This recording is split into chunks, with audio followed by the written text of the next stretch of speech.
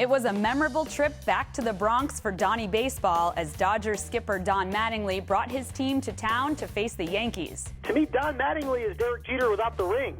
That's the only difference. I mean, this guy was such a terrific player, and his status among Yankee fans who grew up watching him in the 80s, I mean, it's unmatched. Let's not forget the backstory of Mattingly interviewing to replace Joe Torre as Yankees manager after the 2007 season, a gig he would lose to Joe Girardi. I wasn't in a position and felt like it would be the right thing to do, was to take a flyer on someone that hadn't managed before at the expense of a roster that in theory might be ready to win right now. And that was it. That was a tough decision. It's one I had to make. Mattingly is getting that experience now, including the trials of a struggling team.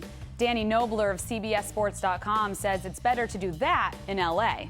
It's better for him that he's in a place where he's trying to establish himself simply as a manager and not as an icon-turned manager. It was a blessing for me. At the end of the day, just stuff that went on with me personally right after that would have made it really, really hard to do this job. Mattingly was referring to a very ugly and ultimately very public divorce he went through at the time.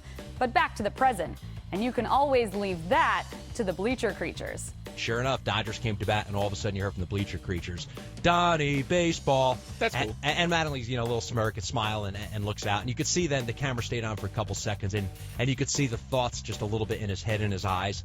How could you not appreciate something like that? The doubleheader split between New York and L.A. was almost secondary because, for one day at least, Don Mattingly was again the man to see at Yankee Stadium.